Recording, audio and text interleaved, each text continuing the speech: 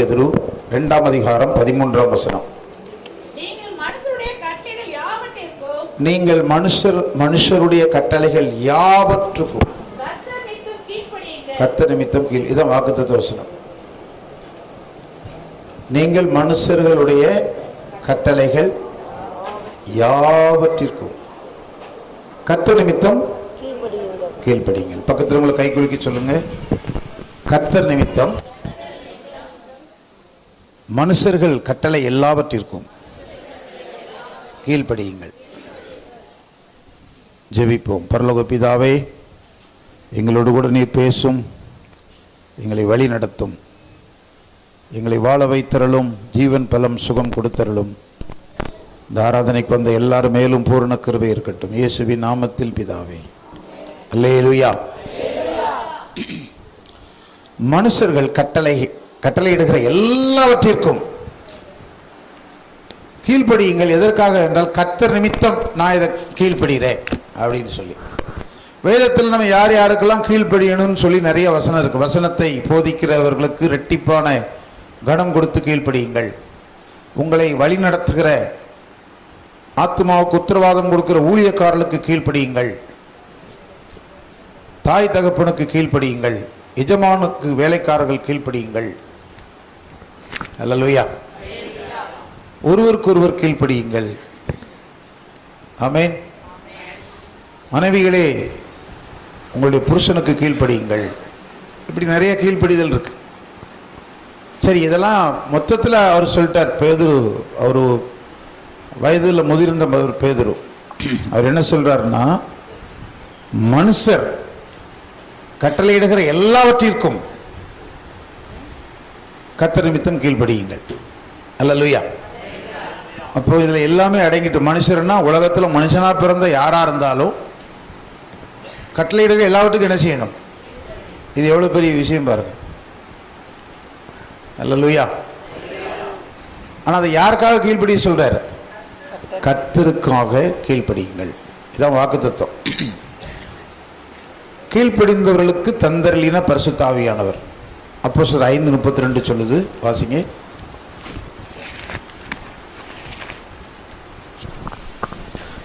இந்த சங்கதிகளை குறித்து நாங்கள் அவருக்கு சாட்சிகளாய் இருக்கிறோம்.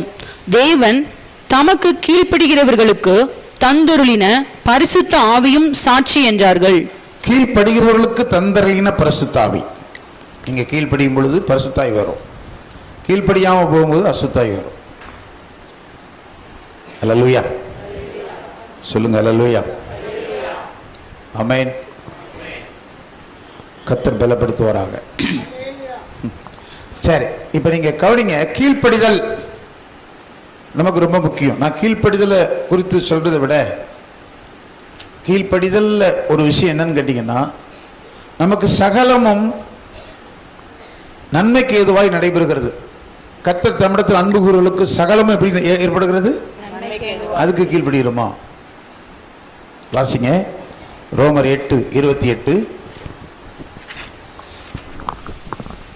அன்றியும் அவருடைய தீர்மானத்தின்படி அழைக்கப்பட்டவர்களாய் தேவனிடத்தில் அன்பு கூறுகிறவர்களுக்கு சகலமும் நன்மைக்கு ஏதுவாக நடக்கிறது என்று அறிந்திருக்கிறோம். இப்ப நீங்க கவனிச்சு பாருங்க. தேவனால் அழைக்கப்பட்ட நாம் தேவனிடத்தில் அன்பு கூறுகிறோம். நமக்கு சகலமும் நன்மைக்கு எதுவாய் நம்முடைய வாழ்க்கையில் நடந்து கொண்டிருக்கிறது என்பதை நாம் அறிய வேண்டும். அதுதான் அந்த காலை வேளையில் நான் பேச போறேன். அல்லேலூயா. சகலமும் நன்மைக்கு எதுவா நடக்குது அப்படின்னு சொன்னா எல்லாமே இருக்குது. கஷ்டம், நஷ்டம், பாடுகள், ஓத்திரங்கள், நன்மைகள், தீமைகள் எல்லாமே இருக்கும். இது எல்லாமே மாறி மாறி வருகிறது. நீதிமொழிகளில் சொன்னது போல, பிரசங்கில அழ ஒரு காலம், சிரிக்க ஒரு காலம், கட்ட இடிக்க ஒரு காலம், பேச ஒரு காலம், மௌனமாக இருக்க ஒரு காலம், இப்படி பல காலங்கள் இருக்கு. அப்போ நமக்கு எல்லா காலமும் மனுஷனுக்கு வருகிறது.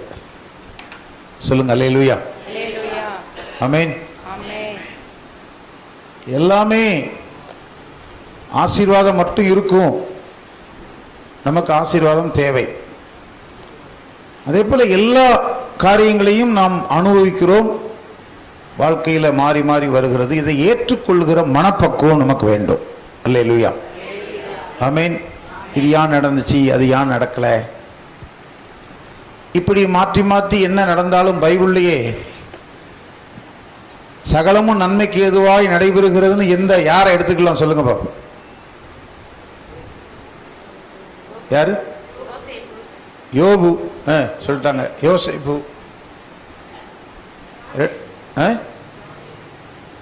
தானியேல். தானியேலுக்கு ரொம்ப விஷயம் ஒன்றும். சரி, 3 பேர் சொல்லியிருக்கிறாங்க. 3 காரியம். ஒன்று தானியேல், ஒன்று யோசேப்பு, ஒன்று யோபு.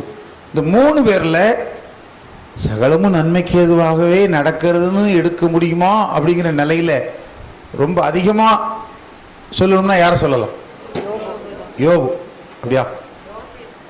யோபு எடுத்துக்கலாம்.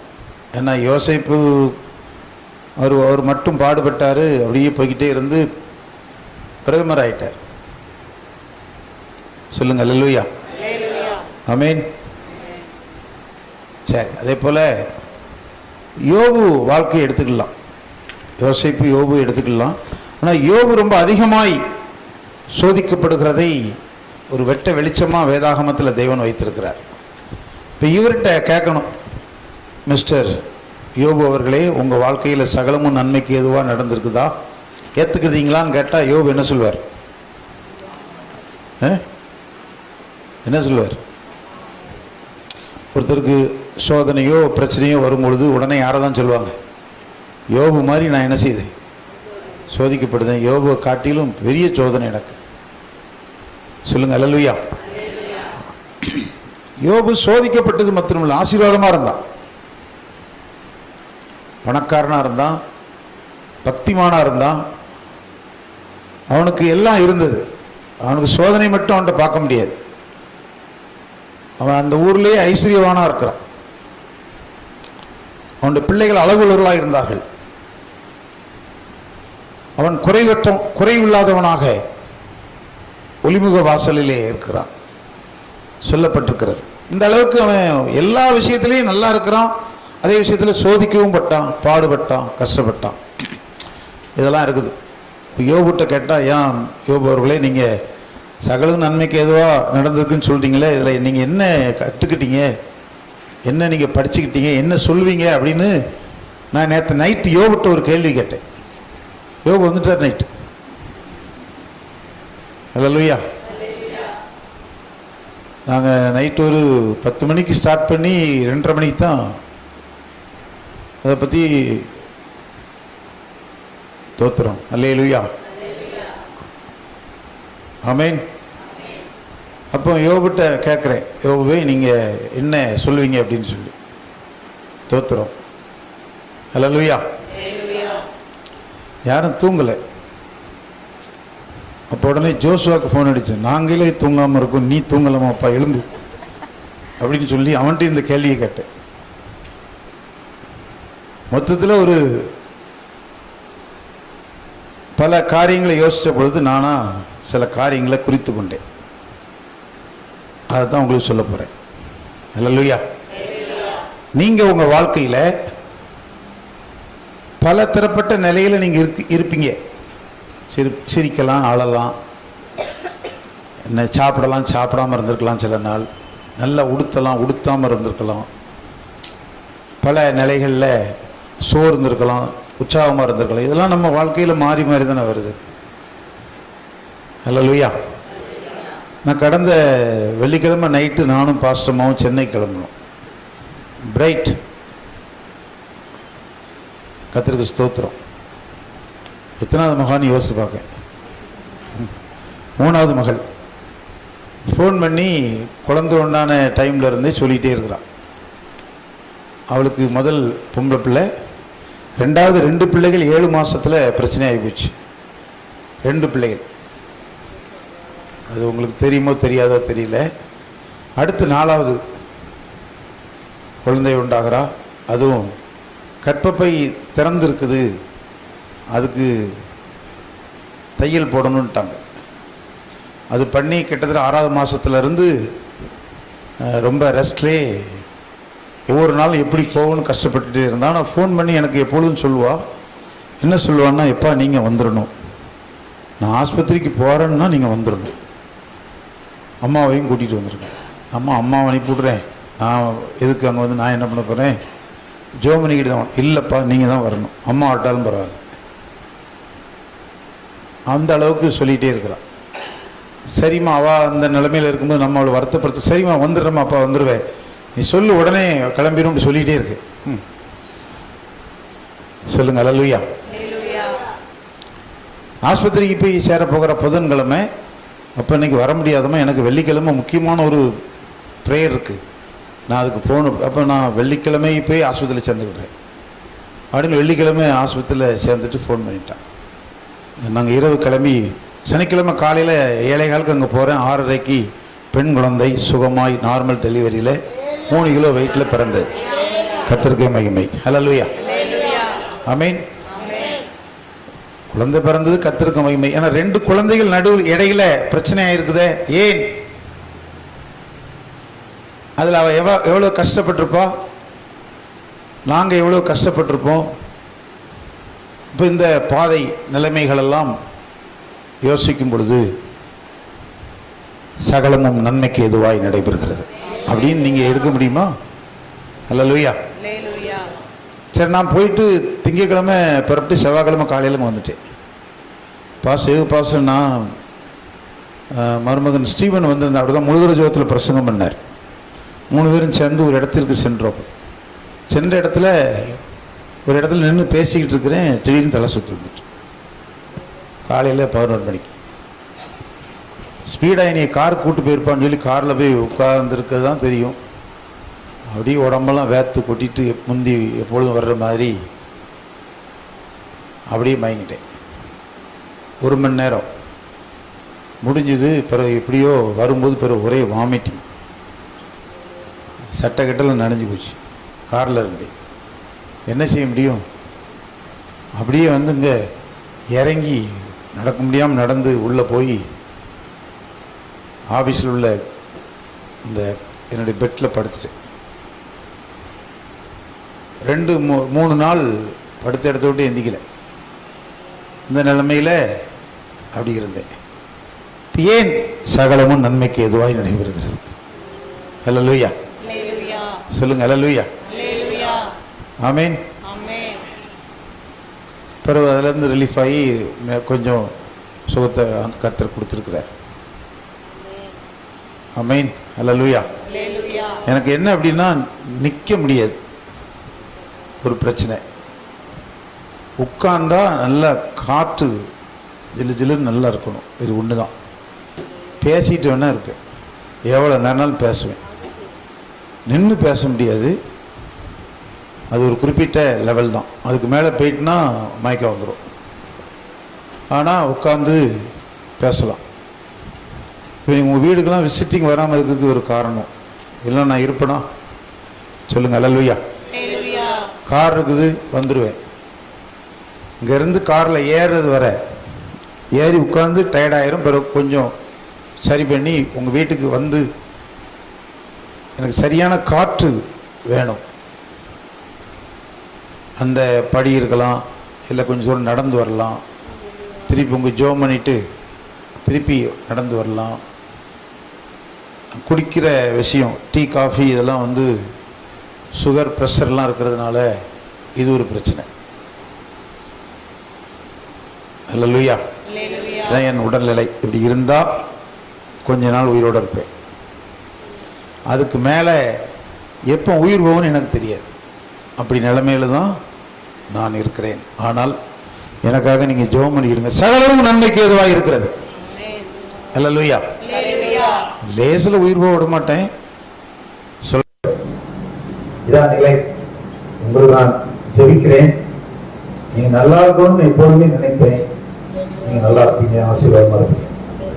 அல்லேலூயா. உங்களுக்கு மட்டுமில்லை, உங்கள் பிள்ளைகள், உங்கள் குடும்பத்தினர், உங்களுடைய காரியங்கள் எல்லாம் நான் அறிந்திருக்கிறேன்.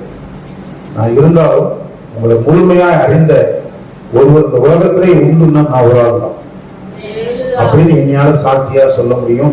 பரிசுத்த ஆவியானவர் எனக்கு உதவியா சாட்சி கொடுப்பார். அல்லேலூயா. அதனால நீங்க ஆசீர்வாதமா இருப்பதற்கு நான் ஜெபிக்கிறேன். கர்த்தர் நிச்சயமாக உங்களை ஆசீர்வாதமாகவே வழி நடத்துகிறார். அல்லேலூயா. ஆனா சகலமும் நன்மைக்கு ஏதுவாய் நடைபெறுகிறது என்று நீங்க சொல்ல முடியுமா? அப்படி அறிக்கையிட முடியுமா? அதை ஏற்றுக்கொள்ள மனப்பக்குவம் இருக்குதா?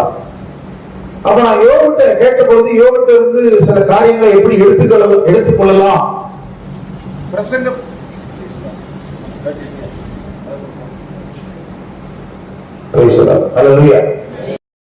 பிரசங்க வடிவத்தில் அப்படி இல்லாம நானா யோசிச்சு யோகிட்ட கேட்டது போல அவர் எனக்கு ஆன்சர் பண்ண மாதிரி வேதாகமத்திலிருந்து கண்டுபிடித்தேன். முதலாவதாக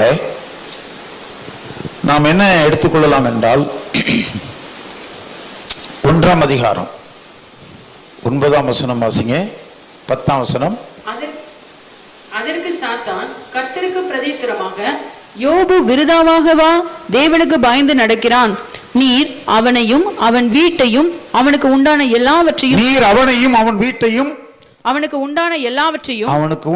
எல்லாவற்றையும் சுற்றி வேலியடைக்கவில்லையோ? அவன் கைகளின் கிரியையை ஆசீர்வதித்தீர். சொல்றான் பாருங்க.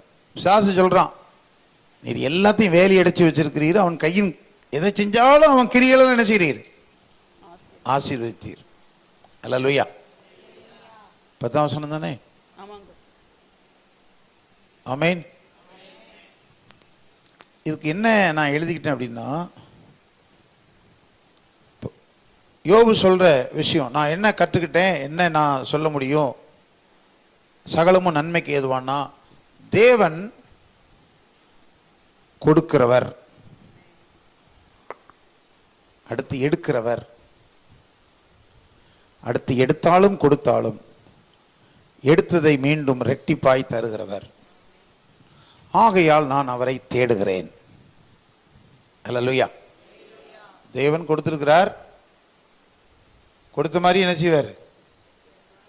கம்ப்ளீட்டாக காலி பண்ணிடுவார், எடுத்துருவார், எடுக்கவும் செய்வார், எடுத்ததை மீண்டும் ரெட்டிப்பாய் தரவும் செய்வார். அவர் இஷ்டம் போல செய்வார். இதுதான் லைஃப். யோபு சொல்றார், ஆனால் நான் தேவனையே தேடுகிறேன். அல்லேலூயா. சொல்லுங்க அல்லேலூயா. புரியுதா? புரியுதுன்னா தெளிவாமேன்னு சொல்லுங்க. அவ்வளோதான். உள் வாங்கிட்டா போதும், விற்கிறப்படாது, தண்ணி குடிச்சிடும் டக்குன்னு, அந்த மாதிரி. அல்லேலூயா. இப்போ நம்ம லைஃப்பில் தேவன் கொடுத்தார், கொடுத்துக்கிட்டே தான் இருக்கிறார். யோபு ஆசீர்வதிச்சார், செல்வசீமானம் வச்சிருக்காரு. இப்போ நம்ம எல்லாருமே ஆசீர்வதிக்கப்படுதல் முக்கியம். நீங்கள் நல்ல உயர்வாக இருக்கணும், முக்கியம். ஆனால் சில வேளைகளில் சில காரியங்கள் குறைபடலாம். அது பணம் மட்டுமல்ல, ஏதோ சில காரியங்கள் குறைபடலாம், எடுக்கலாம். தேவன் எடுத்ததை மீண்டும் உங்களுக்கு கொடுத்திருக்கலாம், ரெட்டிப்பா, இல்லை நாலத்தனையா தந்திருக்கலாம், இல்லை 1000 மடங்கு தந்திருக்கலாம். ஆனால் இப்படி இருந்தாலும் தேவனையே நான் தேடுகிறேன் அப்படிங்கிற மனநிலையில நீங்க கர்த்தரண்டையில வாரீங்களா? அதுதான் super spiritual life, best life. அல்லேலூயா. சொல்லுங்க அல்லேலூயா. சும்மா இதான் ஆவிக்குரிய வாழ்க்கை, ஆன்மீக வாழ்க்கைங்க. ஏதோ நம்ம பாட்டு படிக்கும் ஜெபம் பண்றோம் அதெல்லாம் இல்லை. அதான் பக்தன் பாடினா, அத்திமரம் தொழில் விடாமல் போனாலும், திராட்சை செடி பலன் கொடாமல் போனாலும் நான் கர்த்தருக்குள் மகிழ்ச்சியாயிருப்பேன். அல்லேலூயா. இந்த பாட்டை ரெடியாக வச்சுக்கிடுங்க யோகு பாஸ்டர். அப்போ இதான் அனுபவம். ஆமென், ஆமென், அல்லேலூயா, அல்லேலூயா, ஆமென். இப்படித்தான் பக்தர்கள் வாழ்க்கை இருந்துச்சு. உலகத்திலே பாருங்களேன், உலகத்திலேயே ஒரு காலம் முதலமைச்சராக இருந்திருப்பார், பிறகு ஒன்றும் இல்லாமல் போயிடுவார். பிறகு ஒரு காலம் பெரிய லெவலில் வாழ்ந்திருப்பேன், பிறகு ஒன்றும் இல்லாமல் போயிருப்பான். எல்லா மனுஷனுக்கும் இந்த பிரச்சனைகள் நீங்கள் கவனிக்க முடியும். பதவி, பட்டம், பணம், சொந்தம், உறவுகள், எல்லாமே கொடுக்கப்படும், எடுக்கப்படும், எடுத்ததை மீண்டும் டபுள் ட்ரிபிள் மடங்கு கொடுக்கப்படும். எப்படி இருந்தாலும் நான் தேவனை தேடுகிறேன், அப்படி இருக்கணும். அல்லேலூயா சொல்லுங்க, அல்லேலூயா. இதுதான் ஆவிக்குரிய வாழ்க்கை. இயேசு கிறிஸ்து இரத்தத்தினால மீட்கப்பட்ட நாமும், யாக்கோபு புதிய ஏற்பாட்டிலையும் சொல்றாரு, யாக்கோபு 1ஆம் அதிகாரத்தில், நாம் பலவிதமான சோதனைகளில் அகப்படுகிறோம். 1:12 சோதனையை சகிக்கிற மனுஷன் பாக்கியவான், அவர் தம்மிடத்தில் அன்புகுறலுக்கு ஜீவ கிரீடத்தை கொடுக்கிறார். சோதனை ஏன் வருகிறது? சுய இச்சையினாலே இழுப்புண்டு சிக்குண்டு சோதிக்கப்படுகிறான். எல்லாம் நம்முடைய இச்சை, நம்முடைய இழுப்புத்தன்மை, சிக்கல்ல மாட்டி சோதிக்கப்படுகிறோம். நம்மளை ஒரு வழி பண்ணிடுவார். ஏன் ஒவ்வொரு மனுஷனுக்கும் சோதனை வருதுன்னா உங்க தப்பு, உங்க மிஸ்டேக், உங்க குறைவு. சொல்லுங்க அல்லேலூயா. யோபுவின் இடத்துல எத்தனை குறைவு இருந்ததுன்னு ஒரு நாள் பேசுறேன். சொல்லுங்க அல்லேலூயா. ஆமென். தேவன் அவனை நீதிமான் அப்படின்னாரு. தேவன் உங்களை என்னைய நீதிமான் தான் சொல்றாரு. நீதிமானா இல்ல, பாவி. கிருபை, இயேசுவின் இரத்தத்தினால கிருபை, சிலுவையில் அடிக்கப்பட்ட இயேசு கிறிஸ்துவின் அன்பனால, இரக்கத்தினால, தயவுனால, காருனால பிழைத்திருக்கிறோம். பரலோக ராஜ்யத்திற்கு போய் சேருவோம். பூமியில வாழுவோம். தந்தாலும் தராவிட்டாலும் கர்த்தரை தேடுவோம். சொல்லுங்க அல்லேலூயா. அவர் ஆசீர்வதிக்கிறார். எதுவும் நிரந்தரம் கிடையாது. பாடுகளா நிரந்தரமே கிடையாது. பணமா நிரந்தரமே கிடையாது. சொந்தம் நிரந்தரமே கிடையாது. எதுவும் நிரந்தரமே கிடையாது. சொல்லுங்க அல்லேலூயா. அல்லேலூயா. ஆமென், ஆமென். எதுவுமே கிடையாது. இந்த கஷ்டங்கள், சில சிரமங்கள் வரும் பொழுதுதான் பிரச்சனை. நீங்க தேவனை தேடுறத விடப்படாது. கரெக்டா தேடுங்க, அது போதும். அல்லேலூயா. ஆமென். இரண்டாவதாக, தேவன் இன்மேலும் உங்கள் மேலும் சகல அதிகாரம் உடையவர்.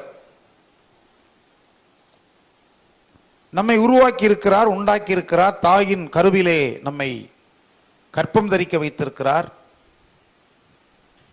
பிள்ளையாக பிறந்து வளர்ந்து வாழ்ந்து இத்தனை வயசு வரை இருக்கிறோம். உங்க மேல படைச்ச இந்த களிமண் மேல அவருக்கு அதிகாரம் இல்லையா?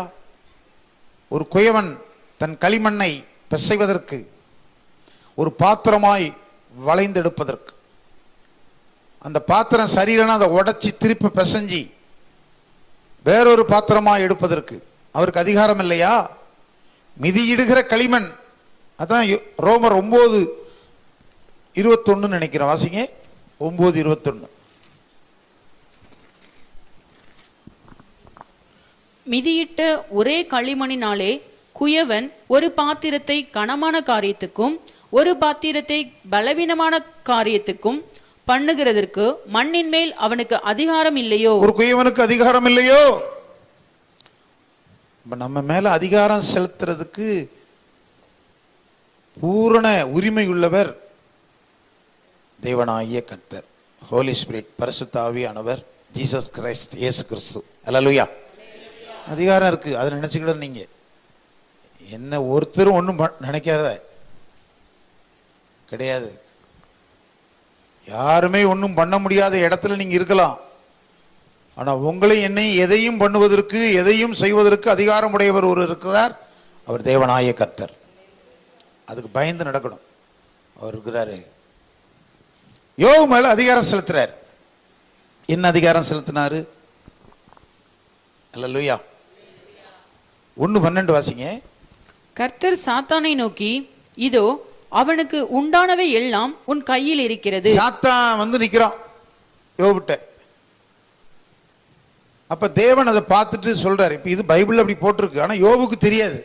சாத்தான் என்னதும் தெரியாது, தேவன் என்னதும். ஆனா அவர் பார்த்துட்டாரு. எப்பா நீ எதுக்குப்பா வந்த? கோயிலில் வந்து இருக்கியப்பா. பிசாசும் கோயிலுக்கு வருவான், அவன் கூட தான் உட்காந்துருப்பான். யோபிட்ட பலியிடும் போது தானே, ஆராதிக்கும் போது தானே இருக்கிறான். அப்போ டக்குன்னு பார்த்துட்டார். என்னப்பா நீ சரியா வந்து அப்படி நைஸாக உட்காந்துருக்கிய, எதுக்கு? அவனை காலி பண்ணத்தான், தொலைச்சி கட்டத்தான் அப்படி சொல்கிறான். ஏய், நீ யார் மேலே கவனம் வச்சுட்ட? ஏன் பிள்ளைல்லா அப்படின்னு தேவன் சொல்கிறாரு. என்ன உம்மை பிள்ளை? அவன் சும்மாவும் உம்மை தேடுறான், கொடுக்க கொடுக்க கொனட்டி ஆடுறான்.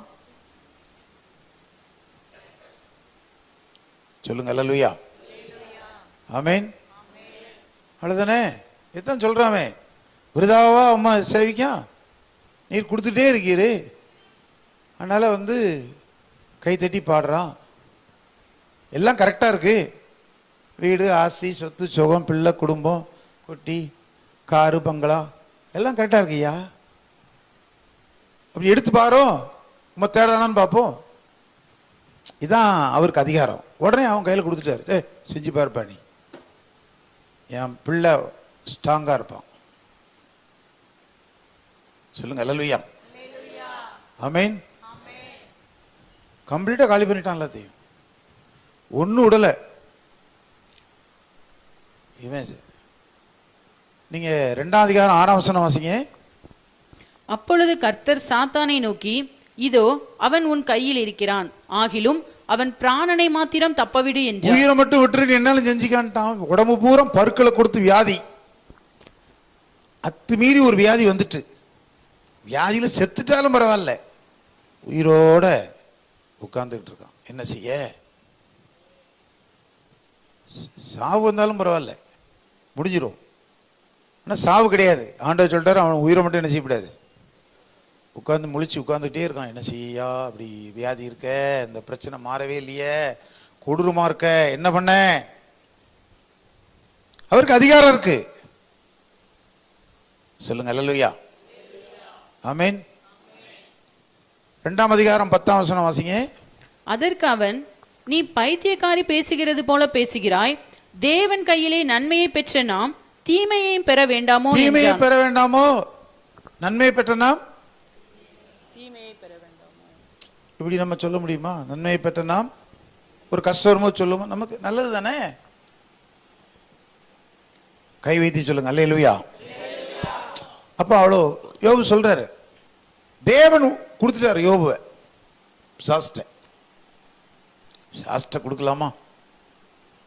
என்ன தேவன் இப்படி யோபு கொடுத்துட்டாரு? கொடுப்பாரு. மனுஷன்ட்டு ஒப்பு கொடுப்பாரு, சாஸ்ட ஒப்பு கொடுப்பாரு. பவுல் சொல்றாரு, நான் இவனை சாத்தானுக்கு ஒப்பு கொடுக்குறேன்னு. ஊழியக்காரனுக்கு அந்த அதிகாரம் இருக்கு. நாங்கள் தேவனிடத்தில் ஒப்பு கொடுத்தே தான் ஜெபம் பண்ணிக்கிட்டே இருப்போம். சொல்லுங்க அல்லேலூயா, ஆமேன். அவன் பிடைச்சி எடுத்துருவான். பேதுருவை சொலவுல போட்டு பிடைக்கும்படி பிசாசு அனுமதி கேட்கணும் ஆண்டவர்கிட்ட. அவன் எண்ணத்தை சுத்தம் பண்ணி எடுக்கிறது. அல்லேலூயா, சொல்லுங்க அல்லேலூயா. பவுல் ஊழியத்தில் பாடுகளை பற்றி எழுதுறாரு. இயேசு பாடுகளில் போறாரு. இயேசு இங்க சிங்காசனத்தில் வந்தா உட்கார்ந்துருந்தாரு இல்லையே, சிலுவை பாடுகளுக்குள்ள போறாரு. எங்க போனாலும் தண்ணீர் திராட்சை ரசமாவது, 5 அப்பம் 2 மீன் 5000 பேர் சாப்பிட்றான். எல்லாம் இயேசு அற்புதம் செய்தார், புகழ் வருது. ஆனா இன்னொரு பக்கம் அடி காத்திருக்கு. அவர் எதுக்கு ரெடி? அப்படிதான் யோபு இருந்தார். சகல அதிகாரம் இருக்கு. என் தேவனே என் தேவனே ஏன் என்னை கைவிட்டீர்? சகல அதிகாரம் பிதாவுக்கு இருக்கு, ஒப்பு கொடுத்துட்டார். ஏற்றுக்கொள்ளுகிற மனநிலை நமக்கு இருந்தா போதும். அது இருக்கோ, பிரச்சனை வருதோ வரலையோ, அந்த மனநிலை நமக்கு இருக்கணும். பெரிய பிரச்சனை இல்லாமல் இருக்கலாம். கையில் உள்ள வச்சிருக்கிற 100 ரூபா காலி தொலைஞ்சு போயிட்டு, அதான் ஒரு பிரச்சனை. ஏற்றுக்கொள்ளுகிற மனநிலை வேணும். அல்லேலூயா, சொல்லுங்க அல்லேலூயா. ஒவ்வொரு வாழ்க்கையில் நீங்கள் என்ன கஷ்டப்படுறீங்க, பாடுபடுறீங்கன்னு சில நேரங்கள் எல்லாம் தெரியும் எனக்கு. ஆமேன், அல்லேலூயா.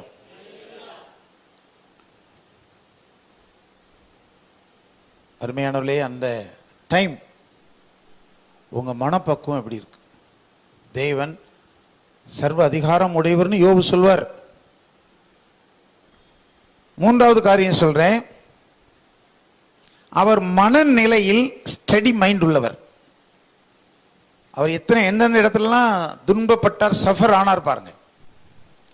வஸ்திரத்தை கிழிக்காரு, புழுதி அள்ளி சாம்பலை தலையில போட்டுதார், குப்பையில போய் உட்கார்ந்துருக்காரு, வியாதி, பிள்ளைகள் மரணம், சொத்துக்கள் அழியுது, இதெல்லாம் நடக்குது. ஆனா அந்த டைம்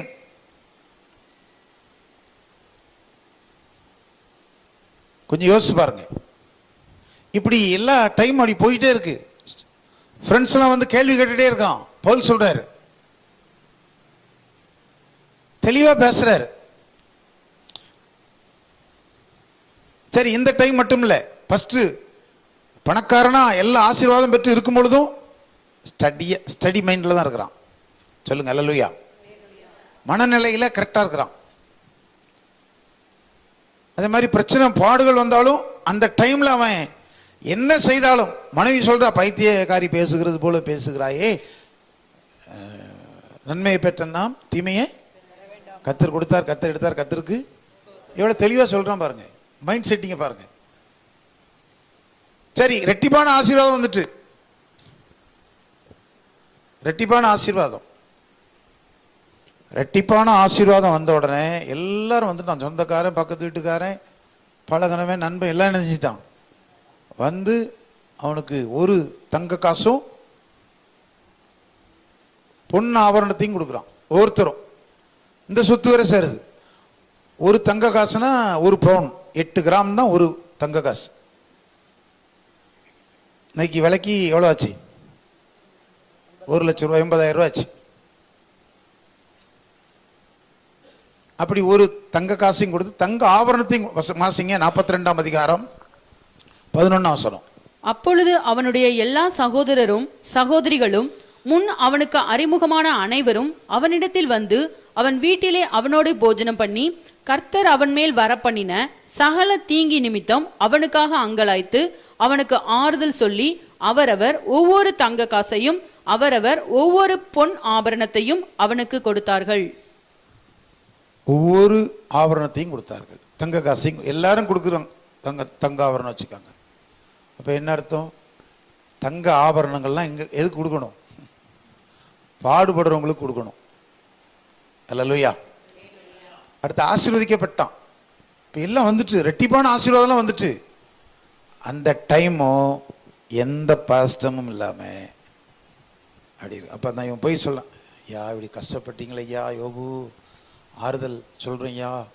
எப்போ எல்லாம் ஆசீர்வாதம் வரும்போது இந்த பழைய வாழ்க்கையை சொல்லி காட்டு, இப்படி இருந்தீங்களையா, அது எவ்வளோ பெரிய சூப்பர் பாருங்க. அல்லேலூயா. சொல்லுங்க அல்லேலூயா. ஆமென், ஆமென். பாடுகள்ல முக்கியம். ஒவ்வொரு கட்சிக்காரனையும் பாருங்க. பாளையங்கோட்டை சிறையிலே பாம்புகள் பள்ளியில் நடுவில் கருணாநிதி இருந்தாராம். அதைத்தான் கட்சிக்காரன் பெருசா சொல்றான். நாங்கள் மிஷா பீரியடில் என்ன அடிபட்டோம் தெரியுமா? அது சொல்கிறான். ஜெயலலிதா சொல்கிறா, சட்டமன்றத்தில் என் வஸ்திரத்தை இழுத்தியிலே துரைமுருகன் பிரச்சனை பண்ணீங்களே, அதுதான் பெருசாக சொல்கிறேன். இப்படிலாம் அம்மா பாடுபட்டாங்க. பாடுகளை எவ்வளோ உயர்த்தி சொல்கிறான் பாருங்க. சொல்லுங்க அல்லேலூயா. சொல்லுங்க அல்லேலூயா. இப்படி ஒவ்வொருத்தருக்கும் ஒவ்வொரு நிலை இருக்கு. அரசியலாக இருந்தாலும் ஆவிக்குரிய நிலையாக இருந்தாலும் இந்த பாடுகள், அந்த நிலையை பாருங்க. கர்த்தருக்கு ஸ்தோத்திரம். அல்லேலூயா. அந்த மனநிலை அந்த டைம்ல தெளிவா இருக்கணும். தேவனை குறை சொல்லக்கூடாது. பைத்தியம் பிடிச்ச மாதிரி ஆயிடக்கூடாது. யோபு தெளிவா இருக்கார். அவளை சொல்றாரு, நீ பைத்தியக்காரி போல பேசுறியம்மா. அவன் தெளிவா இருக்கான்.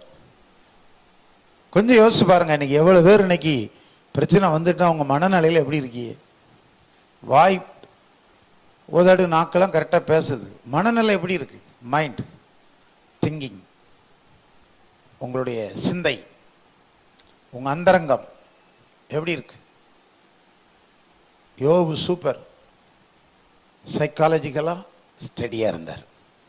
அவனுக்கு எந்த மன நோயும் கிடையாது. அல்லேலூயா. பதறிலாம் ஒன்றும் பேசலை. சில ஆட்கள் என்ன கடவுள் மனுஷனை திட்டி குடும்பத்தை திட்டி எல்லாம் கொஞ்சம் ஏதாவது ஆயிரட்டும். இந்த கடந்த நாளில் நியூஸ் கேட்டேன். இந்த ஒரு பெண் கல்யாணமாகி 350 பவுன் நகை போட்டு, அவளுக்கு என்ன நடந்துச்சு? புருஷன் என்ன செஞ்சிட்டான்? கொன்னா விட்டான். பிள்ளை அப்படி வளர்த்துருக்கா. எதையும் தாங்கும், எதையும் வேணுமே சொல்லி வளர்க்கணும். செல்லம்மா சாப்பிடுமா, உருட்டி உருட்டி சோத்தை கொடுத்து, தட்டி தட்டி கொடுத்து, செலவுக்கெல்லாம் காசு கொடுத்து படிக்க வச்சு 350 நகை போடுற எப்படி வச்சுருப்பா. எம்மா கண்ணு கண்ணு பொண்ணு, அவள் என்ன செய்வா பாவம். புருஷன் வீட்டுக்கு போனால் அப்படியா இருக்கும்? மாமியார் வீட்டை பெருக்கும்பா. சொல்லுங்க அல்லேலூயா. கொஞ்சம் யோசிச்சு பாருங்க, ஏன் பெருக்கப்படாதா? மாமியார் பெருக்குன்னு சொல்லிட்டாளே, ஏன்னா பெருக்குன்னு சொன்னானே உடனே மாமியார் கொடுமை. சொல்லுங்க அல்லேலூயா. சொல்லுங்க அல்லேலூயா. ஆமேன். இப்போ இந்த பிள்ளைய கரெக்டாக அந்த இன்னைக்கு பெருசு வீட்டுக்கு போகிறோமா, அப்படி இருக்கும், அப்படி இது நடக்கணும், இப்படி செயல்படுத்தணும். அல்லேலூயா. கொஞ்சம் யோசிச்சு பாருங்க. வேற ஒன்றும் நடந்திருக்காது. இப்போ இவா ஒன்று செஞ்சுட்டு போயிட்டா, அவன் குடும்பம் பூரா ஜெயிலுக்கு போயிட்டு, இன்னைக்கு பெரிய விஷயம். இதுக்கெல்லாம் என்ன காரணம்னா, மனநிலையில் மைண்ட் ஸ்டடி இல்லை. இப்படி ஒவ்வொருத்தரையும் எடுத்து பாருங்க. நம்ம நீங்கள் என்னெல்லாம், ஒருத்தர் கொஞ்சம் காய்ச்சல் அடிச்சிட்டுனா, ஒருத்தருக்கு காய்ச்சல் அடிச்சிட்டுனா வீட்டில் இருக்க 5 பேருக்கும் காய்ச்சல் வந்துடும். காய்ச்சல் வந்த மாதிரி ஆக்கிடுவாங்க. சொல்லுங்க அல்லேலூயா. ஆமேன். மைண்ட் லெவலை பாருங்க. ஒரு சம்பவம் நடந்துட்டு, அப்படியா? ஆமா.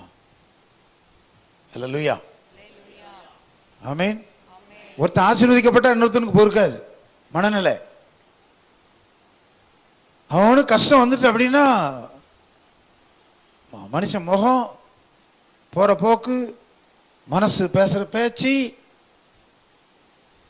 கொஞ்சம் யோசிச்சு பாருங்க. இந்த சரீரம், பாடி லாங்குவேஜ்லாம் மாறி போகும். அப்படி அதை வெளியே எல்லாத்துக்கும் காட்டி அப்படி இருக்கேன்.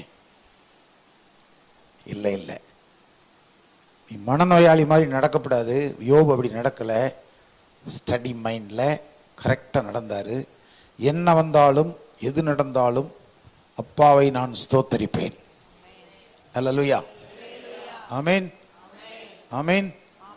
அதான், என்ன துன்பம் வந்தாலும் கலங்கிடவே மாட்டேன். யார் என்ன சொன்னாலும் சோர்ந்து போக மாட்டேன். கிறிஸ்துவுக்குள் வெற்றி.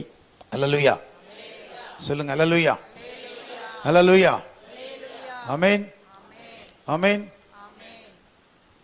அப்போ இந்த மாதிரி மனநிலையில தெளிவா இருந்தார். 4வதாக, அவர் மூலமாக அறிவியல் கண்டுபிடிக்கப்பட்டது. நீங்க பாருங்க, யோபு சோதிக்கப்பட்டு பல பிரச்சனை வந்த உடனே அப்படியே அவர் வசனத்தை சொல்றார். வார்த்தையை பேசுறது பூரா ஹிஸ்டாரிக்கல், மேக்ஸ், சயின்ஸ். இன்னைக்கு நோபல் பரிசு வாங்கினவன்ட்டு 100 பேருக்கு மேல இந்த யோபுல கண்டுபிடிச்சவன் தான் யூதர்கள். உதாரணம் ஒன்று சொல்றேன். பூமி உருண்டையாக இருந்தது. யார் சொன்னா? எங்க இருந்து கண்டுபிடிச்சாரு? யோபு 26:7 வாசிங்க.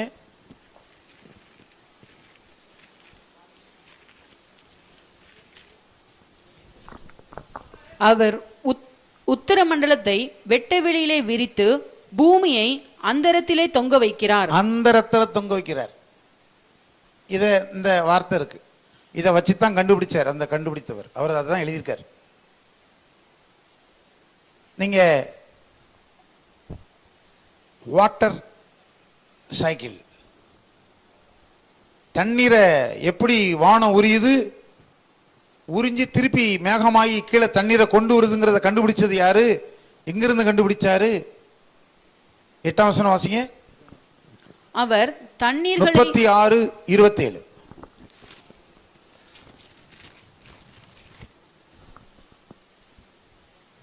அவர் நீர்த்துளிகளை அணுவை போல ஏற பண்ணுகிறார். நீர் துளிகளை அணுவை போல ஏற பண்ணுகிறார். ஏறுது மேல. தண்ணி எப்படி ஏறும்? மேல இருந்து கீழே வரும். கீழே இருந்து எப்படி மேல போகுது? அணு மாதிரி ரொம்ப ஸ்பீடா போகுது. அந்த ஸ்பீடா போய் மேகம் பாக்கெட் பண்ணுற மாதிரி தண்ணியை பூரா சேர்த்து வைக்குது. எவ்வளோ தண்ணீர் சேர்த்து வைக்க பாருங்க. அதனால் கிழிந்து போவதில்லையா, உடஞ்சி போவதில்லையா. வெயிட்டை தாங்கிக்கிற சக்தி அதுக்கு இருக்குது. திருப்பி தண்ணீராக கீழே மழையாக பொழிய பண்ணுகிறார். இதை கண்டுபிடித்தவர் இதை வைத்து தான் கண்டுபிடித்தார். சொல்லுங்க அல்லேலூயா. சரி, இப்படி நிறைய வசனம் இருக்குது, 100 வசனத்துக்கு மேலே. அதை தனியாக கண்டுபிடிப்புகள்னு ஒரு நாள் பேசலாம். மோப்போ நாய் கண்டுபிடிச்சது இங்கே வச்சு தான், ஜேசிபி கண்டுபிடிச்சது இங்கே வச்சு தான், டேம் கட்டினா பாருங்கள், மலைகளை மறைச்சி தண்ணியை தேக்கி வைக்கலாம், கண்டுபிடித்தது இந்த யோபுலால் தான். சொல்லுங்க அல்லேலூயா. குளிர் சாதன பெட்டி கண்டுபிடிச்சது இதை வச்சு தான். இப்படி நிறைய கண்டுபிடிப்புகளை யோபு கொடுக்குற. ஏன்னா இவர் சோதனை வச்சு பாருங்க, அதில் பூரா அவர் என்னென்னலாம் அப்படி பேசினாரோ அது அவ்வளவு சூப்பர். நீங்கள் சோதனைக்குள்ள பாதையில் கடந்து போவீங்க பார்த்தீங்கன்னா, அந்த டைமில் நீங்கள் கொஞ்சம் நல்லா மனநிலையை கரெக்டாக வச்சுருந்தா, ஸ்டடி மைண்டில் அப்படி வச்சு நீங்கள் கரெக்டாக பேசுனீங்கன்னா அதுதான் பெரிய விஷயம். அல்லேலூயா. சொல்லுங்க அல்லேலூயா. ஊழியக்காரர்கள் அப்படித்தான். ஆமென். அல்லேலூயா. சொல்லுங்க அல்லேலூயா. ஊழியக்காரனை ஒருத்தர் நேசிக்கணும், விசுவாசியை நேசிக்கணும். இந்த கஷ்டத்தில் இப்படி நின்னாங்களே, அதான் முக்கியம். ஆமென். நீங்கள் நான் 40 வருஷம் ஊழியத்தில் இருக்கிறேன். 40 வருஷமாக என் கூட முழுமையாக பிரயாணப்பட்டு வர்றவங்க நிறைய பேர் உண்டு. இந்த சபையை 97வது வருஷத்துலேருந்து நடத்துகிறேன். 3, 25, 28 வருஷம் என் கூட பிரயாணப்படுகள் உண்டு. அப்போது பாஸ்டர் பிரசங்கம் மட்டும்தான் பண்ணுதாரா, இல்லை நீங்கள் பிரசங்கம் மட்டும்தான் கேட்குறீர்களா? உங்கள் வாழ்க்கையில் நீங்கள் அந்த இந்தந்த டைமில் எப்படி கர்த்தரை தேடுனீங்க நான் பார்க்குறேன். எனக்கு வந்த சிரமங்களில் பாஸ்டர் எப்படி நின்று பிடிச்சி இதை நடந்து வந்தார் நீங்கள் பார்க்குறீங்க. நம்ம 2 பேரும் எப்படி கர்த்தரை சேவிக்கிறோம் அப்படிங்கிறத கர்த்தர் பார்க்குறாரு. இதுதான் அந்த டைம் சொல்கிற வார்த்தைகள் இருக்குது பார்த்தீங்களா, அதுதான் ரொம்ப முக்கியம். அல்லேலூயா. சொல்லுங்க அல்லேலூயா. சொல்லுங்க அல்லேலூயா. ரொம்ப முக்கியம். ஆமென். இந்த பலர் அந்த பாடுபட்ட விஷயங்களை எழுதுவாங்க எல்லாருமே. இப்போ டிஜி சினர்னு வச்சுக்கிடுங்க, பாடுபட்டார். அப்படி ஒவ்வொருத்தரும் அவருடைய மீனம்பாக்கம் ஏர்போர்ட்டுக்கு போகும்பொழுது அந்த ஆக்சிடெண்ட்டில் அவரோட மகள் மரித்தது. இவர் அவருடைய எலும்புரிந்து ஆஸ்பத்திரியில் இருந்தது. அந்த டைமில் அது அவருடைய வாழ்வில் மறக்க முடியாதது. அவர் கேட்குறாரு, நான் எப்படி ஜெபம் பண்ணேன், ஆண்டவர் எனக்கு மறைச்சிட்டாரு. அல்லேலூயா. பாஸ்டர் மைக்கேல் சாமி பாலசிங்க ஐயாவுடைய சந்தகர், அவருடைய மருமகனுக்கு தகப்பனார், எனக்கு நல்ல நண்பர். அல்லேலூயா. சீனியர் பாஸ்டர், அவருக்கு +2 படிக்கிற ஒரு மகா. நித்திய மகிழ்ச்சி கூட்டங்கள்னு வீட்டில் 3 நாள் கொரியன் ஆபிரகாம் கொடைக்கானல்காரர் பிரசங்கம் பண்ணுறார். இவ தான் பேனர் இழுத்து கட்டுறா. காலையில் ஸ்கூலுக்கு போய்ட்டு வரப்பான்னு சைக்கிள் எடுத்துகிட்டு போகிறா. இங்கேருந்து கொலனிபுரத்துலேருந்து ஊசிக்கோரத்துக்கு மேரி சார்ஜென்ட் வரும்பொழுது பாலை பஸ் ஸ்டாண்ட் பக்கத்தில் ஒரு மண்ணில் சிலிப்பாகி ஒரு பஸ்ஸில் உள்ளே விழுந்துட்டான். வீல் ஏறி இறங்கி ஸ்பாட்லேயே எனக்கு ஃபோன் பண்ணுறார், மகிழ்ச்சி அப்படின்னு. இன்னொரு பாஸ்டர் ஒருத்தர் உண்டு, அவருக்கும் 2 பேரும் ஸ்பீடாக போகிறோம், முதல்ல ஆளாக போகிறோம். போய் நிற்கிறார். அவர் என்னோட ஹைட்டாக இருப்பார், போல்ட்டான ஆள். கலங்கி போய் நிற்கிறார். அவரை உடனே அந்த அந்த கம்பெனிக்காரனே ஜீப் கொண்டுட்டான். உடனே கணபதி பஸ் ஜீப்பில் தூக்கி போட்டு என் கால் கீழே தான் கிடக்குறா. ஜிஹெச் போகிறோம். ஆனால் மறிச்சிட்டானுங்கே தெரிஞ்சிட்டு அவர் அழுதுகிட்டே இருக்கிறாரு. நேராக ஜிஹெச்சில் போயிட்டு சொல்லிட்டாங்க, மரணம் அடைஞ்சிட்டாங்க. பிறகு அன்றைக்கு எல்லாம் செக் பண்ணி எல்லா கம்ப்ளைண்ட், பஞ்சாயத்து கையெழுத்துகள் எல்லாம் ரெடியாகி போஸ்ட்மார்ட்டம் பண்ண போயாச்சு. மறுநாள் அடக்கம். மீட்டிங் முன்னாள் இருக்கு. ஃபர்ஸ்ட் நாள் மீட்டிங் நடக்குது. கொரியன் ஆபிரகாம் பிரசங்கம் பண்ணணும். ஊழியக்காரங்க ஒரு 150-200 பேர் போய் உட்காந்துருக்கும். அவங்க விசுவாசிகள் இருக்காங்க. மைக்கேல் சாமி பாஸ்டர்லாம் அழுதுகிட்டு இருக்காங்க. எல்லாரும் உட்காந்து அழுதுகிட்டு இருக்கோம். பாஸ்டர்மாரெல்லாம் உட்காந்து அழுதுகிட்டு இருக்கோம். அப்போ அவர் கொரியன் ஆபிரகாம் பிரசங்கம் பண்ணணும்.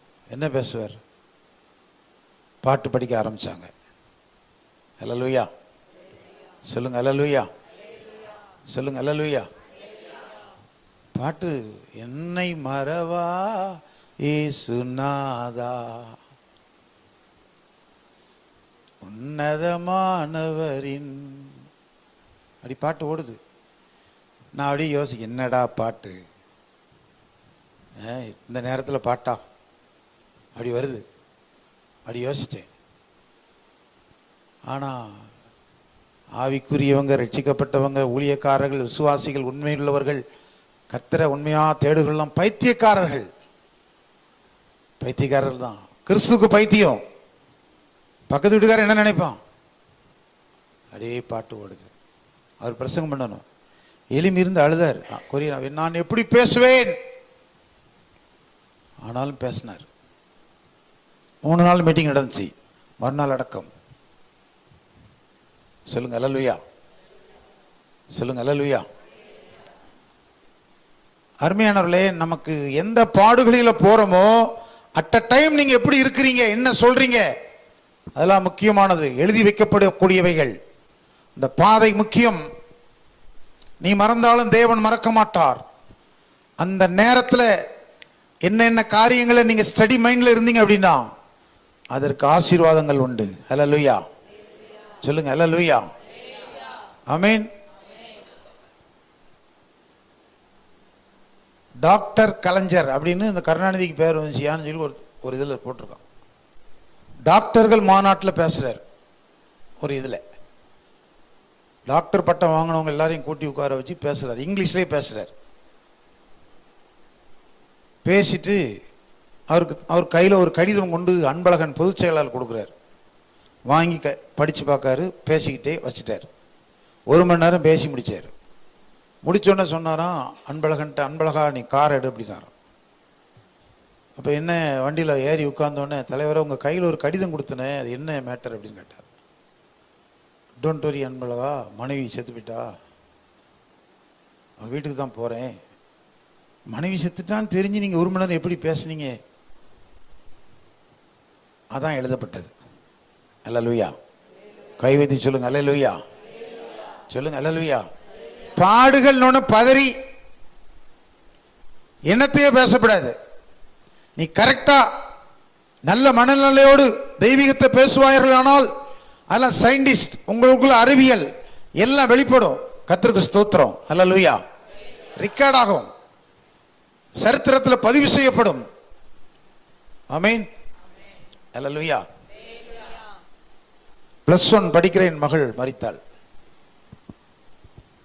ஜிஹெச்சில் கடந்து அந்த சைடில் எச்ச துப்புற இடம் கிடக்கும் பார்த்தீங்களா, அதில் உட்காந்து படுத்து கிடந்து அழுதுகிட்டே இருக்கு. படுத்து கிடக்கு, எழும்ப முடியாது. எல்லாரும் இந்த டாக்டர் ஃபேமிலி ஒருத்தர் இருந்தாங்க. அவங்க எப்பொழுதும் என் கூடயே இருப்பாங்க. அந்த ஐயா இந்த பக்கம், இந்த அம்மா இந்த பக்கம். 2-3 பாஸ்டர்ஸ் வந்துட்டாங்க. அவங்களும் அழுதுகிட்டே என்னையே தான் பார்க்குறாங்க. என்ன சொல்ல. மறுநாள் அடக்கம்லாம் முடிஞ்சுது. எனக்கு நிறைய நண்பர்கள் உண்டு இந்த உலகத்தில். ஒருத்தன் வந்தான், பாஸ்கர் அப்படின்னு. அண்ணே அப்படின்னு. என்னப்பா, இந்த கடவுளை கும்பிடுதில்ல, நீங்கள் எவ்வளவு பக்தியாக என்னெல்லாம் செய்வீங்கன்னு எனக்கு தெரியும். எத்தனை வருஷமாக தேடிங்கன்னு தெரியும். அந்த கடவுள் எங்கே இருக்காரு எனக்கு கொஞ்சம் சொல்லுங்கள், இப்போ காட்டுங்க எனக்கு. அப்படிலாம் பேசாதப்பா. இல்லை இல்லை இல்லை, 4 கேள்வி நறுக்குன்னு அவரை கேட்டு தான் போவேன். எங்கே இருக்கார் சொல்லுங்க. ஏன்பா அப்படின்னு. உங்களுக்கு இந்த சோதனை வரலாமா அண்ணே? அவன் கேட்க சொல்றதுக்கு முன்னாலே நான் நினைப்பேன்ல, அப்படி எத்தனை ஊழியக்காரங்க மைக்கேல் சாமி மாதிரி, இனிய மாதிரி, டிஜிஸ் மாதிரி எவ்வளோ பேர் அப்படி நின்று அந்த டைமில் சொன்னேன். அல்லேலூயா சொல்லுங்க, அல்லேலூயா. நான் அமைதியாக இருந்து கண்ணீர் விட்டேன்.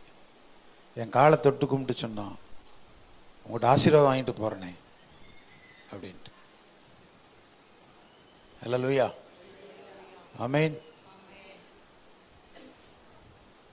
பொன்ராஜ் பிரதர் ஜெபகனி சிஸ்டருடைய சன் ஜோசுவா, சின்ன பையன், சோமில் என்ன காய்ச்சல், டெங்கு காய்ச்சல், சீரியஸ். ஆஸ்பத்திரியில், கிருஷ்ணா ஆஸ்பத்திரியில் அட்மிஷன். வந்து சொல்கிறாங்க, இப்படி சீரியஸ்ன்னு சொல்லிட்டாங்க பாஸ்டர். நான் அந்த டைம் ஜெபம் பண்ணிக்கிடுறேன், ஜெபம் பண்ணிக்கிடுறேன், ஜெபம் பண்ணேன். கொஞ்ச நேரத்தில் சொன்னாங்க, எனக்கு இவ்வளோ நான் அப்படி பிரச்சனைகள் இருக்கேன், அவங்க ஜெபம் பண்ணிக்காங்கன்னு சொல்கிறாங்க. ஆனால் கொஞ்ச நேரத்தில் நீ சொல்லி, அவனுக்கு நல்லா விளையாடுறான், நல்லா ஆகிட்டு தான் பாஸ்டர், பிழைச்சிக்கிட்டான். கர்த்தருக்கு ஸ்தோத்திரம், அல்லேலூயா. நிரஞ்சன் அங்கே இருக்கிற மருமகா, ஆபரண ஐயாவோட தாத்தா, அவளை தூக்கி எப்பொழுதுமே வச்சிருப்பார். கிருஷ்ணா ஆஸ்பத்திரியில், அதே ஆஸ்பத்திரியில் அட்மிஷன். பிக்ஸ் வந்து காய்ச்சல், பிக்ஸ் வந்து பிழைக்க மாட்டா அப்படின்னு ஐசியூவில் இருக்கிறா. எனக்கு நைட்டு ஃபோன் பண்ணுறாரு, 12:30 மணி இருக்கும். என்னை ரொம்ப பிடிக்கும் அவருக்கு. அவர் சொல்கிறாரு, பாஸ்டர் என் பேத்தியை உயிரோடு கொண்டு வரணும், பிணமாக நான் எடுத்துகிட்டு வர விரும்பலை, இந்த நிலைமையில் டாக்டர் சொல்லிட்டாரு, எனக்கு ஜெபம் பண்ணிக்கிடுங்க அப்படின்ட்டு சொன்னார். 12:30க்கு நேராக ஆஸ்பத்திரிக்கு போயிட்டேன். போனால் குடும்பமாக வெளியே உட்காந்துருக்காங்க. அப்போ அந்த இடத்துலையும் சும்மா அப்படி யோசிச்சு பார்த்தேன், நானும் என் வீட்டாரும் என்றால் ஆஸ்பத்திரியை சேவிப்போம். அப்படியே மனசில் ஒரு கேள்வி, 7 பேர் குடும்பமாக ஆஸ்பத்திரியில் உட்காந்துருக்காங்க, சர்ச்சைக்கு வர மாட்டேங்காங்க. அப்படி ஒரு நினைவில் அப்படி உள்ளே போகிறேன். அவர்கிட்ட போய் சொல்கிறேன், பிழைச்சிக்கிடுவா, ஒரு பிரச்சனை வராது. அந்த இடத்துல அப்படியே ஜெபம் பண்ணிட்டு வந்தேன். காலையில் 4 மணிக்கு ஃபோன் பண்ணுறாரு, பாஸ்டர் நல்லா ரெக்கவர் ஆகி வாரா. காலையில் 7 மணிக்கு டாக்டர் வந்து சொன்னார், ஐசி விட்டு வெளியே கொண்டு வாங்க. பிழைச்சிக்கிட்டா பாஸ்டர். சொல்லுங்க அல்லேலூயா, சொல்லுங்க அல்லேலூயா, சொல்லுங்க அல்லேலூயா, சொல்லுங்க அல்லேலூயா. பாடுகள் நிலையில சொல்லப்படக்கூடியவைகள், நீங்க பேசக்கூடிய காரியங்கள், செய்யக்கூடிய காரியங்கள் எல்லாம் விசேஷமானவைகள், சரித்திரத்தில் எழுதப்படக்கூடியவைகள். அதற்குள் அநேக நன்மைகள் இருக்கிறது. உங்களுக்கு மாத்திரமல்ல, உலகத்துக்கே எடுத்து சொல்லக்கூடிய அளவில் அநேக நன்மைகள் இருக்கிறது. கர்த்தர் உன்னை உருவாக்கி கொண்டிருக்கிறார். கைகளை தட்டி கர்த்தருக்கு மகிமை செலுத்துவோம். நல்ல கைகளை தட்டி ஹல்லேலூயா, ஆமென். சரி, இருக்கிற குறிப்புகளை கொஞ்சம் வேகமாக சொல்லி முடிச்சிடுறேன், சரியா? தேவன் போதுமானவர். யோபிட்ட கேட்டு என்ன சொல்வார்னா, இந்த பிரச்சனை, அந்த ஆசீர்வாதம், இந்த நன்மை, ரெட்டிப்பான எல்லாம் இருந்தாலும் அவர்கிட்ட ஒன்று கேட்டால் ஒன்று மட்டும் சொல்வார், தேவன் எனக்கு போதுமானவர். அந்த மன நிறைவு அவர்கிட்ட இருந்துச்சு. அதான் ரெவலேஷன். அல்லேலூயா, அது இருக்குதா? ஆமென். 19:25 யோபுல சொல்றார், கொன்று போட சித்தமாக இருந்தாலும் அவர் மேல் நம்பிக்கையா இருப்பேன். இதான் தேவன் எனக்கு, என் மீட்பர் உயிரோடு இருக்கிறார், தேவன் போதுமானவர். அப்படி வாழ முடியுதா? நிறைய பணம் வந்துட்டோன்னு தலகால் தெரியாம போயிடக்கூடாது. சொல்லுங்க அல்லேலூயா. எல்லாரையும் பார்ப்பேன், துன்ப பிரச்சனை வரும்போது எப்படி ஜெபம் பண்ண வாரீங்க? 4 வாரம் 4 நன்மை நடந்தோன்னு குடுகுடு வந்து கர்த்தருக்கு தோத்துறோம், ரைட்டு. ஒரு பேலன்ஸாக, ஒரு பிரச்சனை இல்லாமல், ஒரு துன்பமும் இல்லாமல் கரெக்டாக போய்கிட்டு இருக்கும்போது ஹாயா வரோம், எல்லாம் பார்ப்பார். அப்படி இல்லை, எல்லாத்துக்கும் மத்தியிலும் தேவன் போதுமானவர். அல்லேலூயா. அந்த பெரிய மனுஷ தன்மை ஆண்டவரை பார்த்து சொல்லணும், தேவன் போதுமானவர். அல்லேலூயா. இந்த சீவாங்கிற நடக்க முடியாத ஒருவன், முடவன், மேவி போசேத், எல்லாரும் நீ பார்க்க வந்தாங்கப்பா, நான் கஷ்டப்படும் போது நீ ஏன் வரல அப்படின்னு கேட்குற ராஜா. அப்சலோம் பெருங்காலோட துரத்தி அவரை விரட்டுறான், சீமையை தூசிக்கிறான், எல்லாம் நடக்குது. தாவீது ஓடுறாரு, கோலியாத்தை கொண்ட வீரன் ஓடுறாரு. ஆனா அந்த வேளையில திருப்பி வரும்போது கேட்கிறாரு, எல்லாரும் நீ பார்க்க வந்தாங்களப்பா, நீ ஏன் பார்க்க வரல? மேவி போசேத்தை பார்த்து கேட்கிறாரு. அப்போ எனக்கு சேனம் வச்சு கொடுக்கல, அந்த கழுதை மேலே சீட் பண்ணி என்னைய உட்கார ஸ்டடி பண்ணி எனக்கு கொடுக்கலையா, அதனால தான் நான் வரல. அவர் அதை ஏற்றுக்கிடலை. எப்படினாலும் நீ என்னைய பார்த்துருக்க, அவன் மேலே அன்பு வச்சிருக்காரு. ஏன்னா இவனுக்கு ராஜகுமாரனா வீட்டில் வச்சு சாப்பாடு கொடுங்கன்ட்டாரு. கேட்டோன்னே ஒரு வார்த்தை சொன்னான். அவன் என்ன சொன்னான் தெரியுமா? சீவா அவர்கிட்ட சொல்லிட்டான் இவன் வரல அப்படின்ட்டு. ஏன்னா அவனுடைய வேலைக்காரன் சொல்லிட்டான். ஏன்னா இவனுடைய சொத்துக்களை பூரா அவனுக்கு வேணும். அவன் சொன்னான், நான் நகம் கட் பண்ணவும் இல்லை, கேர் கட் பண்ணவும் இல்லை, நான் குளிக்கவும் இல்லை, என் உடையை நான் மாற்றிக்கொள்ளவும் இல்லை, நான் இதே இடத்தில் இருக்கிறேன். ஆனால் ஒன்று, என் சொத்துக்கள் அனைத்தையும் இந்த சீவா வைத்துக் கொள்ளட்டும். என்னுடைய ராஜா தாவீது திரும்பவும் சிங்காசனத்தில் அமரும்படி வந்திருக்கிறீர், அது ஒன்று எனக்கு போதும் அப்படின்ட்டான். அப்படி பாரு, அல்லேலூயா. இந்த ஒன்று போதும் எனக்கு, வேற என்ன? அவன் இப்படிலாம் இருக்காரு ராஜாக்கு தெரியாது. நீங்க எப்படி இருப்பீங்கன்னு மனுஷனுக்கு தெரியாது. ஆனா எப்படி வாழ வேண்டும் தெரியுமா? தேவன் போதுமானவர். அல்லேலூயா. அவர் சில நேரம் அப்படி வருவார், உங்க ரூமுக்கு வருவார், அப்படி பார்ப்பார். நீங்கள் தூங்கிக்கிட்டு இருக்கும்போது உங்கள் முகத்தை பார்ப்பார். தேவன் போதுமானவர்னு வாழ்றாயா மகன் அப்படின்னு அப்படி நினைக்கணும் அவர். அல்லேலூயா. அப்படின்னா என்ன அர்த்தம்னா, எதுன்னு மேலேயும் ஆசை பாசம்லாம் கிடையாது. குடும்பம், சொந்தம், பந்தம், பணம், பதவி, பட்டம், நண்பன், எவர் மேலேயும் அதெல்லாம் அதை தாண்டி தேவன் போதுமானவர். அல்லேலூயா. அதுக்காக எல்லாரையும் வெறுத்து பேசுங்கன்னு சொல்லலை, அப்படி இருக்கணும். அப்படி எல்லாம் இருந்தும் இல்லாதவர்கள் போல மாற்றுவார். பணம் இருந்தும் பணத்து மேல பெரிய விஷயமே கிடையாது. அல்லேலூயா சொல்லுங்க. அல்லேலூயா.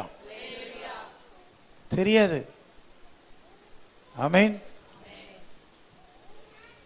இப்படி ஒவ்வொரு விஷயத்துல அந்த வெறுப்புத்தன்மை அந்த இடத்துல தேவன் போதுமானவருங்கிற இடத்துல நீங்க வாழ்ந்து கொண்டு இருக்கிறீர்களா? கர்த்தர் பார்ப்பார். ஆமென். ஊழியக்காரர்கள்லாம் அப்படிதான் பார்ப்பார். நாங்கள் அப்படி இருக்கிறோமா பார்ப்பார். அப்படி இருந்தால் அந்த இடத்துல உள்ள அது கிரேட். அல்லேலூயா. நான் 40 நாள் தண்ணி குடிக்காம இல்லை சாப்பிடாம இருந்திருக்கேன். தண்ணி 2 கிளாஸ் பூஸ்ட் காஃபி குடிப்பேன், காலையில் 1 சாயங்காலம் 1, அவ்வளோதான். 40 நாள் அப்படி இருந்தேன். ஒரே இடத்துல இருந்து ஜெபம் பண்ணிக்கிட்டு இருந்தேன். 13 நாள் புசியாமலும் குடியாமலும் அப்படி இருந்திருக்கேன். சாப்பிடாம அப்படி இப்படி பல நாள், 5 நாள் 7 நாள் 2 நாள். எனக்கே என்னை நினச்சாலே பாவமாக இருக்கும். அப்படி கிடப்பேன். காலையில் ஒரு குளிப்பு, சாயங்காலம் ஒரு குளிப்பு. மீதி நேரம் பூரா ஜெபம் பண்ணுவேன், கொஞ்சம் தூங்குவேன், கொஞ்சம் வேதம் வாசிக்க சொல்லி கேட்பேன், கத்தி ஜெபிப்பேன். தோத்திராண்டவரே தோத்திராண்டவரே தோத்திராண்டவரே. அப்படி 2 மணி 3 மணி ராத்திரி இருக்கும். தேவன் என்ன அப்படியே நான் என்னையவே எனக்கு பாவம் மாதிரி தோணும். வீட்டில் எல்லாரும் இதை நிறுத்துங்கம்மாங்க. எங்கள் அம்மா சொல்லுவாங்க, மனைவி சொல்லுவாப்புல வேண்டாம். உடன் ஊழியக்காரங்க இப்படிலாம் வேண்டாம் பாஸ், இப்படிலாம் ஏன் போட்டு இருக்கிறியே அப்படி இருப்பேன். சொல்லுங்க அல்லேலூயா.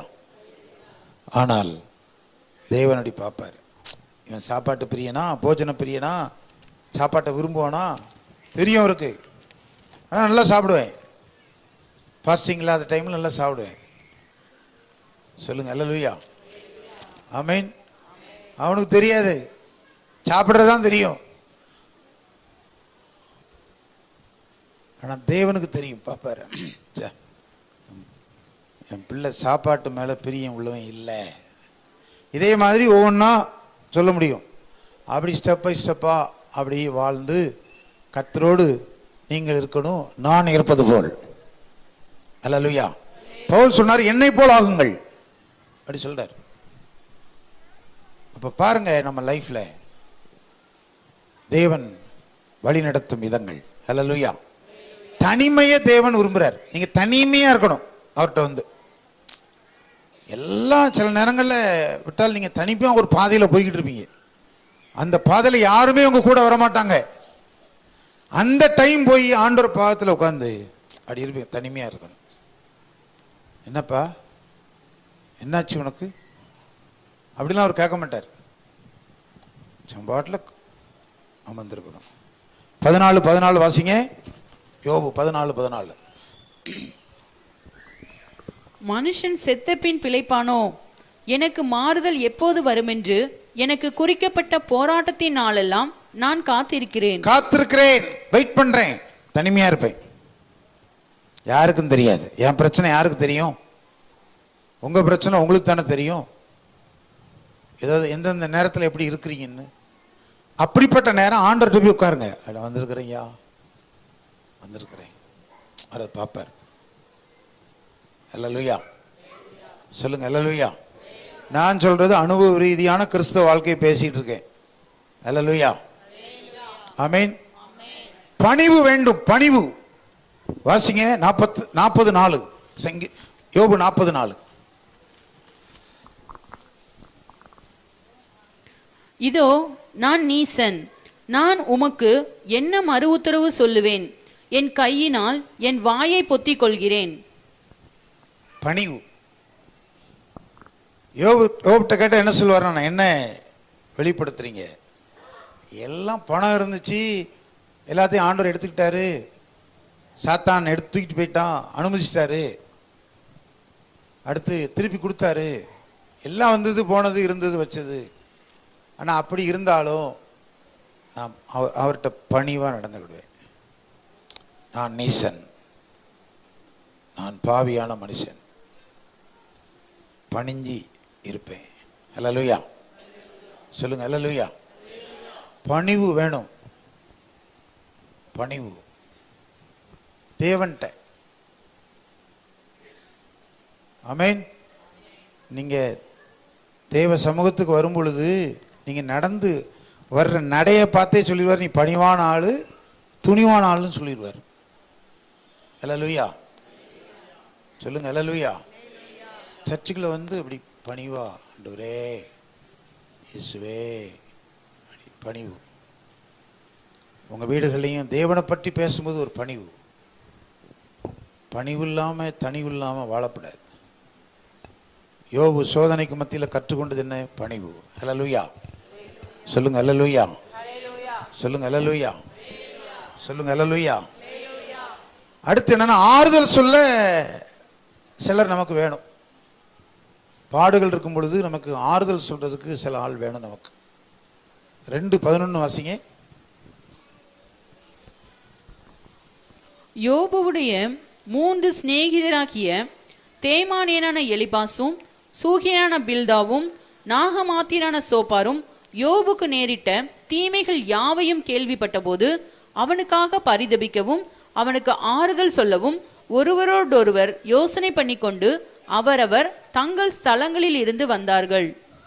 அடுத்து அவர்கள் தூரத்தில் வருகையில் தங்கள் கண்களை ஏறெடுத்து பார்த்தபோது அவனை உருத்தெரியாமல் சத்தமிட்டு அழுது அவரவர் தங்கள் சால்வையை கிழித்து வானத்தை பார்த்து தங்கள் தலைகள் மேல் புழுதியை தூற்றிக்கொண்டு வந்து அவன் துக்கம் மகா கொடிய துக்கம் என்று கண்டு ஒருவரும் அவனோடு ஒரு வார்த்தையும் பேசாமல் இரவு பகல் 7 நாள் அவனோடு கூட தரையிலே உட்கார்ந்திருந்தார்கள். தரையிலே 7 நாள் ஒன்றும் பேசாம உட்கார்ந்திருக்கான். ஆறுதல் சொல். இப்படி ஆள் இருக்கா? அவன்கிட்ட என்ன சொல்ல முடியும்? என்ன சொல்ல முடியும்? யோசிச்சு பாருங்க. ஒண்ணுமே பேச முடியாது. இதுக்கு பதில் யோபு இவ்வளவு நஷ்டப்பட்டு உட்கார்ந்துருக்கான். எப்படி இருந்தால் உடல்நிலை எப்படி ஆயிட்டு உரு தெரியாம இருக்கிறான். 3 ஃப்ரெண்ட்ஸ் வந்து அழுது 7 நாள் உட்கார்ந்து தலையில மண்ணள்ளி போட்டு அவனும் சாப்பிடல, யோபுவும் சாப்பிடல. அப்படி ஒருத்தருக்கு பேசவும் செய்யல. பார்த்துருப்பான், ஒருத்தர் பார்த்துருப்பான். இந்த 3 பேரும் சேர்ந்து செல்போனா பார்த்துக்கிட்டு இருந்தோம். நம்மால டக்குன்னு செல்போனை உருகிடுவான், ஃபோன்ட்டு வெளியே போயிடுவான். ஆறுதல் சொல்ல வந்தவன். ஆராதனைக்கு வந்தவனே செல்போன் எடுத்துட்டு போயிடுவான். சொல்லுங்க அல்லேலூயா. சத்தமா சொல்லுங்க அல்லேலூயா. செல்போன் தவறல்ல, சபைக்குள் செல்போன் பயன்படுத்தல் ஆகாது. அல்லேலூயா. ஆறுதல். அப்போ நீங்கள் உங்களுக்குன்னு நல்ல ஆறுதல் சொல்லக்கூடிய ஆட்களை செலக்ட் பண்ணியிருக்கீங்களா, தேடி இருக்கீங்களா, சம்பாதிச்சிருக்கீங்களா? உங்கள் பாடுகளில் அது நமக்கு வேணும். அல்லேலூயா.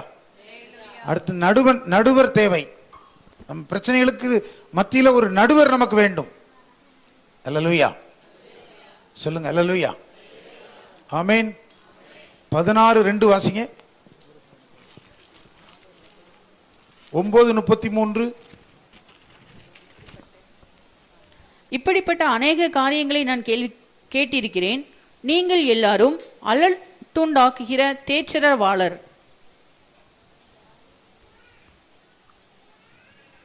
16:2. இப்படிப்பட்ட அநேக காரியங்களை நான் கேட்டிருக்கிறேன். நீங்கள் எல்லாரும் அலட்டா 9:33.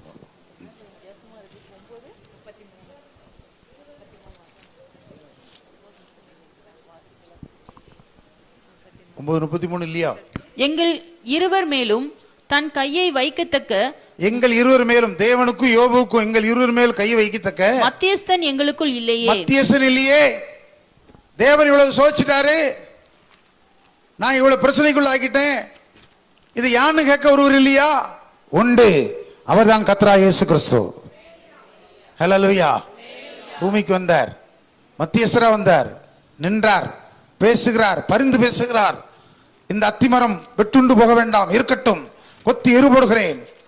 இன்னைக்கு உங்களை என்னையும் பாதுகாக்கிறார். ப்ராப்ளம் இல்லாம நீ வாழ்றதுக்கு காரணம் இயேசு கிறிஸ்து. அவர் உனக்காக ஜெபிக்கிறார், கிருபையை கொடுக்கிறார், வேண்டிக் கொள்கிறார். ஆகையால் தப்புவிக்கப்படுகிறீர்கள். கிருபை. கைகளை தட்டி கர்த்தருக்கு மகிமை செலுத்துவோம்.